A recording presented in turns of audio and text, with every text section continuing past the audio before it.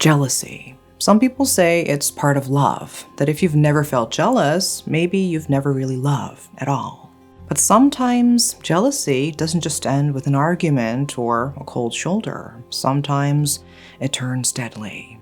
This is the story of Rian Jombang and how one man's jealousy spiraled into a horrifying chain of murders.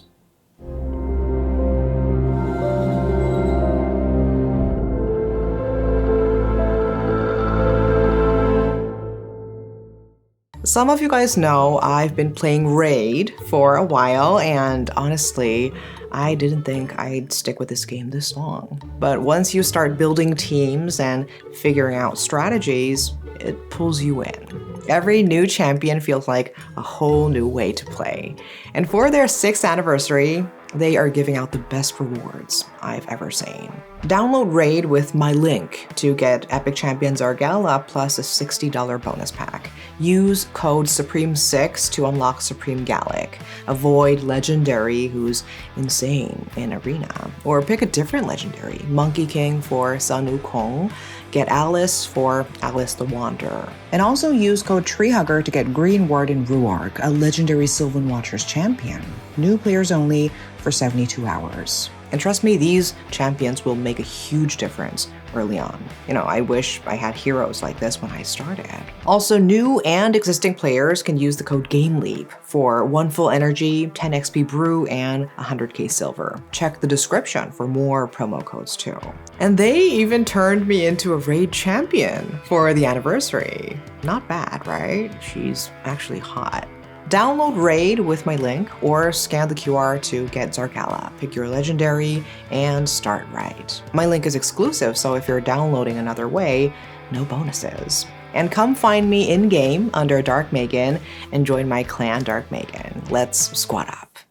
In 2008, Indonesia was already going through a lot. The country was still mourning the death of Suharto, the former president. People were trying to move forward. It was July, back to school season. Families were traveling, kids were spending their last days of vacation before school started. It was supposed to be a happy time. But on Saturday, July 12, 2008, that happiness shattered. That day, the police got a call about something found on Kebagusan Raya Street in Pasar Minggu, East Jakarta. Not just one thing, multiple things. When officers arrived, what they found was beyond horrifying. 7 body parts stuffed into a suitcase, a backpack, and a plastic bag. If that wasn't gruesome enough, the body parts weren't just dismembered. They were skewered with a crowbar. Some of the officers, even the seasoned ones, reportedly threw up on the spot. The remains were sent for autopsy, and luckily, when they ran the DNA, they got a match. The victim was a man named Harry Santoso, a sales manager in his 40s, just an ordinary man trying to make a living.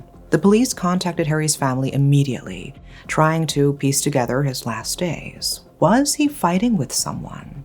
Was he involved in anything shady? Why would anyone do something this brutal to him? At first, there weren't a lot of answers, but then a break came. Investigators started tracing Harry's missing belongings, his bank cards, his phone, and that's when they noticed someone had withdrawn 6 million rupiah from Harry's account at an ATM. They pulled the ATM security footage, and there, caught clearly on camera, was a man, Noval. Police tracked him down fast and brought him in. At first, Noval said he didn't know anything, but after hours of questioning, he cracked. And that's when another name surfaced, Very Idham Henyansha, or as everyone would soon know him, Rian. Rian was arrested just 3 days after the first body parts were found, on July 15, 2008. They caught him in East Depok, a satellite town east of Jakarta, inside a housing complex called Pesona Kahyangan. At first, police thought, okay, we got him. This must be it. Just one murder. But as they started digging deeper, something wasn't sitting right. When they examined Harry's body, the cuts, they were too clean, too precise. Like whoever did it knew exactly what they were doing. It didn't look like the work of someone killing in a random burst of rage. It looked practiced. So they pulled Rian back in for another round of questioning. This time, the police pushed harder. Rian acted almost too cheerful during the interrogation, smiling, laughing at times like he hadn't just dismembered a man and stuffed him into a suitcase. It was unsettling. After long hours of relentless questioning, he finally confessed. This wasn't his first murder, not even close. He admitted to killing and mutilating 6 other people. Among them, Guru Setio Pramono, Grandi, Vincentus Yudi Priono, and more. The police were stunned. How could all these people have disappeared and no one noticed? No connections made, no alarm bells. Immediately, they sent a team to Rian's father's house in Jombang, East Java. And what they found there was far worse than anyone had imagined. Buried in the backyard, not 6, but 11 bodies, 11 lives silently erased, buried like trash. When the news broke, Indonesia was shaken to its core. The details coming out were so horrific that some news anchors reportedly struggled to even read the headlines. Families of missing persons were panicking. What if my brother was one of the victims? What if my daughter crossed paths with this man? Now, who was Rian? Very Idham Henyansha, or Rian Jombang as the media called him, was born on February 1st, 1978 in a rural part of Jombang, East Java. On the outside, his family looked normal, just another modest family living close to neighbors, doing the best they could. But inside the house, it was a very different story. Rian grew up in an abusive home. His mother, Kasiatun, had a violent temper. Whenever she fought with Rian's father, she took it out on little Rian, slapping him, pushing him, blaming him for everything that went wrong. One time, she pushed him so hard, he hit his head against a piece of furniture. And even small mistakes, things any kid might do, were treated like unforgivable crimes. That anger, that hatred started festering inside him. He started to believe maybe all women are like this. Maybe all women are cruel. And that twisted belief would later shape who he became. By 1995, when Rian was in middle school, things took an even darker turn. One day, after a particularly brutal beating, Rian snapped. He calmly got up, walked to the kitchen, grabbed a knife, and chased his own mother through the house. She ended up hiding at a neighbor's place, crying. The damage was already done. That same year, his mother admitted Rian to Gatoil Hospital in Mojokerto for 2 weeks. She said she stayed by his side the whole time, but whatever happened during those 2 weeks changed Rian forever. When he came back, he was different, more soft-spoken, more withdrawn. He preferred talking to the boys, giggling with male nurses. He started avoiding his mother altogether. And at home, he often dressed up and played alone. At school, Rian stayed humble, quiet. He hung out more with girls. He loved dancing, he loved makeup, and his singing voice, pure and beautiful, won him awards at competitions. People noticed he was a little different, but he was still our Rian, the smart, sweet, hardworking kid everyone liked. But deep down, something was building. Puberty hit, and the anger he bottled up for years started to explode. Rian's school life became unstable. He bounced from one high school to another, first Kabuhai, then another school, and eventually he made his way to Jakarta. Now, Jakarta is nothing like rural Jombang. In the city, people mind their own business. No one cares if you're different, as long as you don't bother them. And for Rian, it felt like freedom, no judgment. Just the city lights, the nightclubs, and a whole new world. He discovered Jakarta's gay nightlife scene, and he was mesmerized. The glamour, the rich men, the luxury. Rian wanted that life. He craved it. He started partying, moving from one fancy apartment to another, living way beyond his means, pretending to be someone he wasn't. But of course, that life couldn't last forever. Eventually, reality caught up. After a few years, Rian moved back to Jombang, laying low for a while before heading back to Jakarta again. And it was there, during his second run at City Life, that he met Noval Andreas, the man who would become his boyfriend, and, unknowingly, his link to a trail of blood. Fast forward to 2008, Rian, now living alone in an apartment, met a man named Harry Santoso, a 40-year-old sales manager working in Jakarta. At first, it was light. Rian liked Harry's looks. Harry liked Rian's outgoing, playful personality. They became friends. And sometimes their friendship blurred the line a little, with flirtatious jokes thrown here and there. Usually, they'd meet outside, restaurants, cafes, public places. But after knowing each other for a while, Rian finally decided, why not invite him over? On July 10th, 2008, Harry visited Rian's apartment for the first time. He walked around, admiring the decor. Everything looked nice, but then he spotted something on a cabinet shelf. Photos, pictures of Rian smiling warmly, arms wrapped around another man. Curious, Harry asked casually, "Who's that?" Rian smiled and said, "My boyfriend." Harry laughed and made a stupid joke. "Your boyfriend? He is good looking. Can I sleep with him?" Rian, who was making drinks in the kitchen, froze. He stared at Harry, straight-faced, asking, "What do you mean?" But Harry just laughed it off, still joking. "I'm serious. I'll pay. I'll even throw in a car." And that is when Rian snapped. Without warning, he punched Harry square in the face. It exploded into a fight, two men grappling, throwing punches, but Rian wasn't strong enough to overpower him. So he ran to the kitchen, grabbed a knife, and drove it straight into Harry's stomach. The stabbing stopped Harry, but it wasn't fatal. Not yet. Harry collapsed to the floor, clutching his wound, begging Rian to stop, begging for help. But Rian, he just stood there, watching. Then he dragged Harry into the bathroom like he was just a pile of trash. Rian went outside again, this time searching for a crowbar. And by the time Harry tried to crawl away, Rian came back. He swung the crowbar at Harry's head again and again until Harry's skull shattered. Blood splattered across the bathroom walls. Harry Santoso was dead. Now, reality was sinking in. Rian stood over the body, breathing hard. He knew what came next. He had done it before, back in Jombang.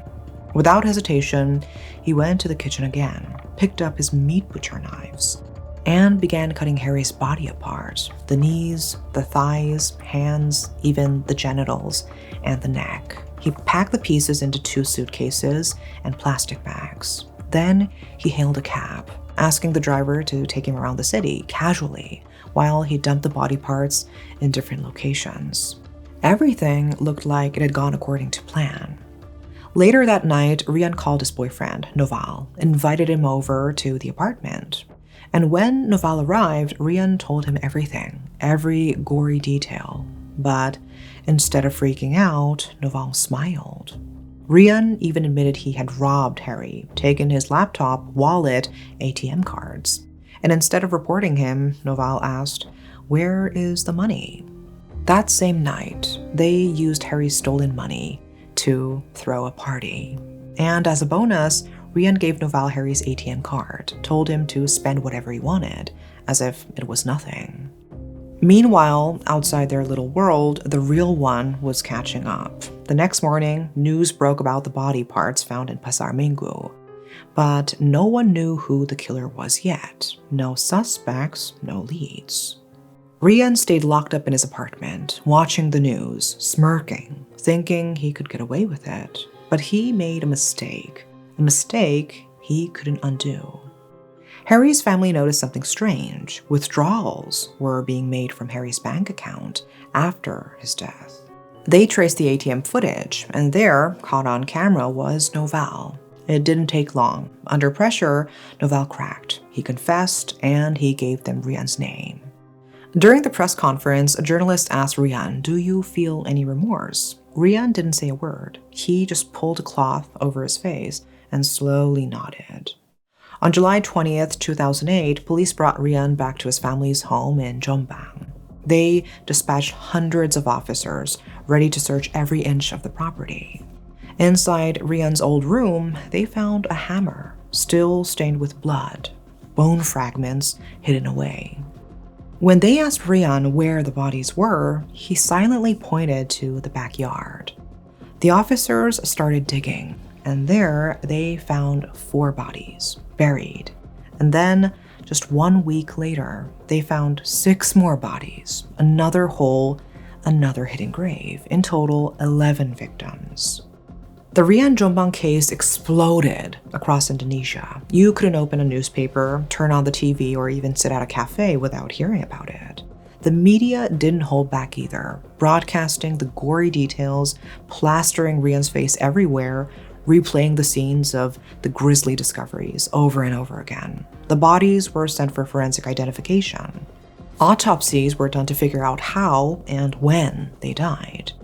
And what they found chilled everyone even more. Almost all the victims were male, except for 2, a woman and a toddler.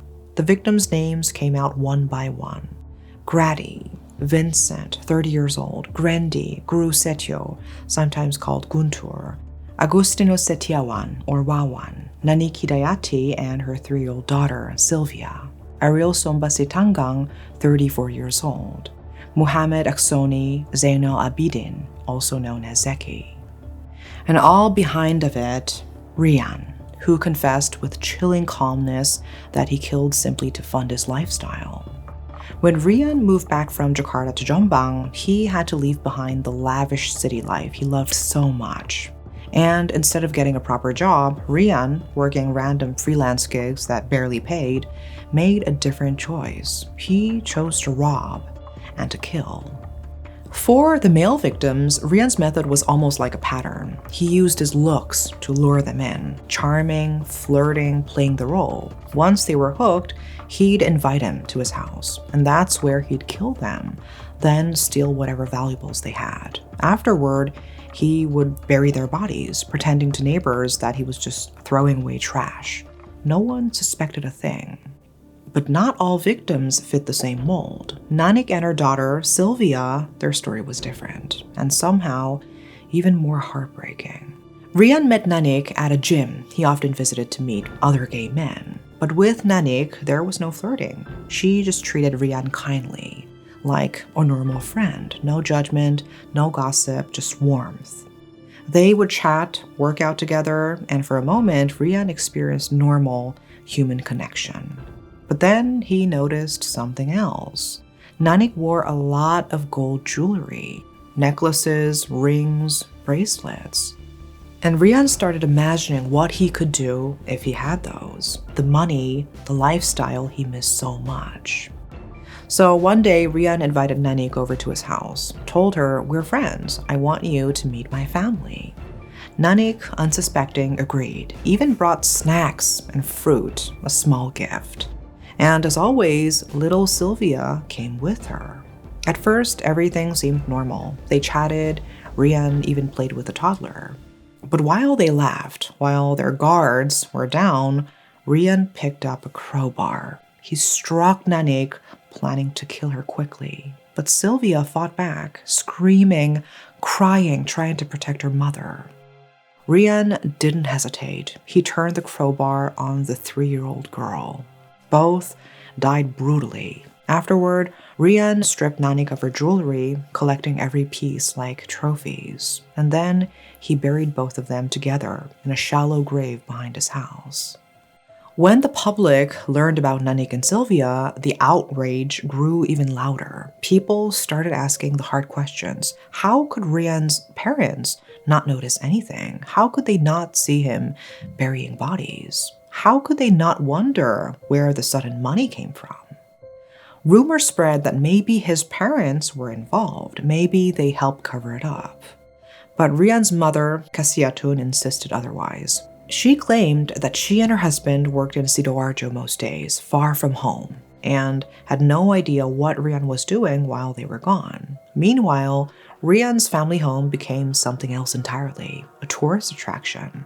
People traveled from hours away just to see the place where the butcher of Jombang buried his victims. They stood outside, recording videos, taking selfies. They yelled slurs at Rian, blaming his sexuality, calling him a monster.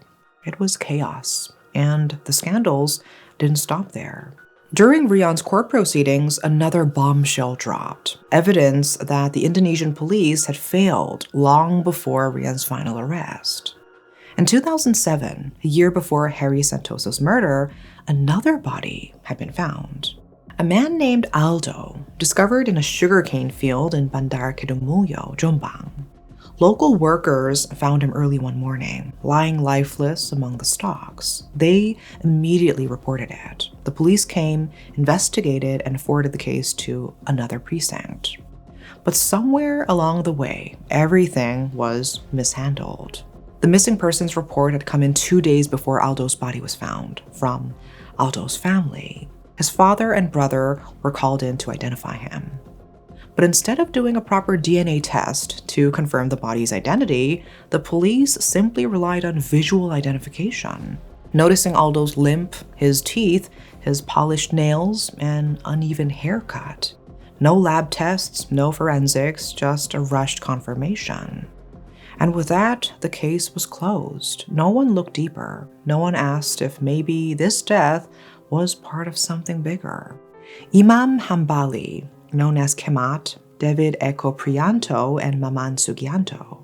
They had been arrested for the murder of Aldo. The police built their whole case around one flimsy theory. Kemat and Aldo were both gay. Kemat, they said, had feelings for Aldo. Aldo rejected him. That rejection led to murder. Simple. Except it wasn't true. From the very start, all three men denied everything. They swore up and down they had nothing to do with Aldo's death, but no one cared. During their detention, they were tortured, beaten with batons when they refused to confess. At one point, a knife was held to their throats. Confess or else.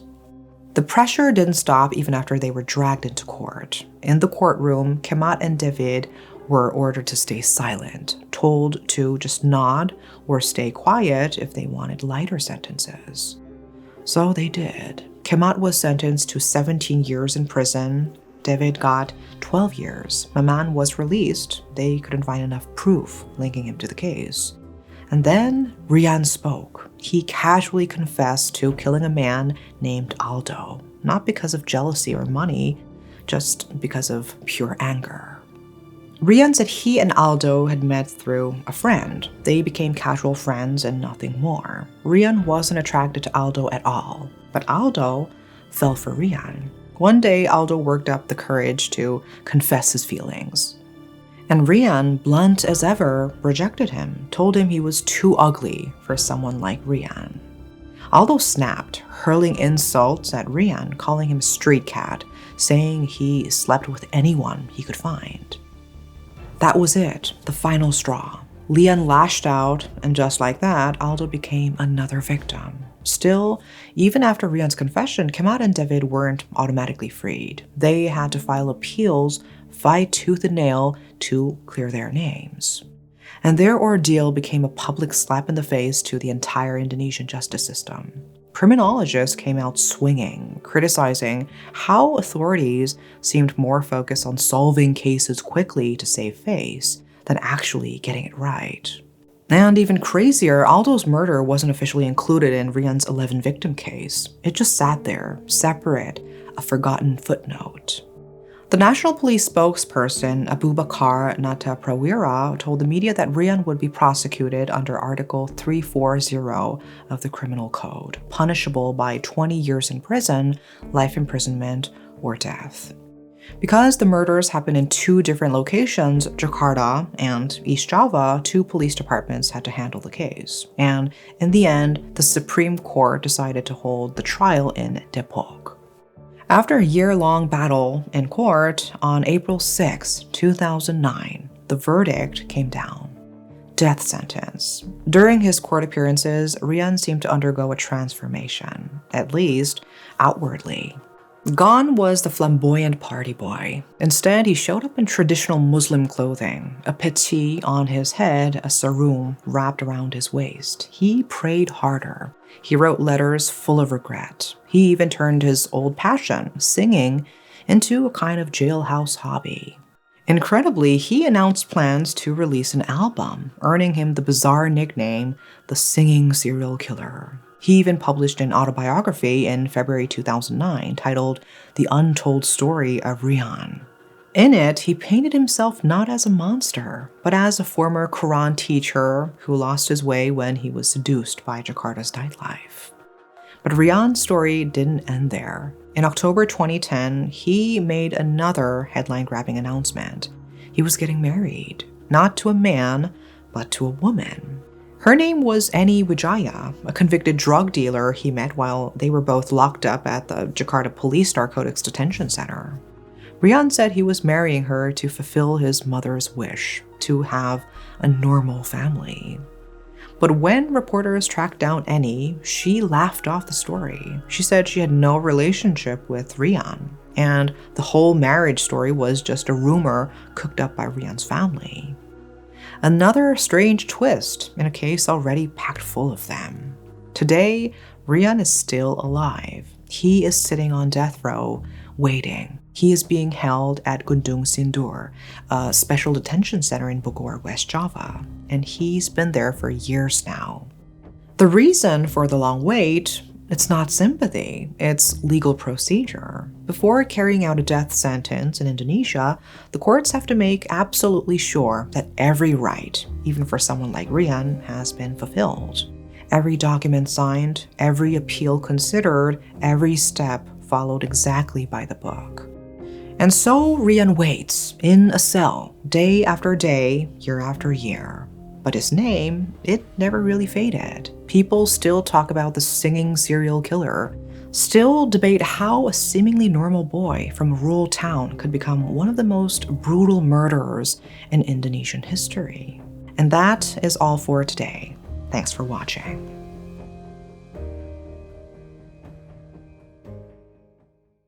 One last reminder, grab your free epic and legendary champions with my link and promo code before the anniversary event ends.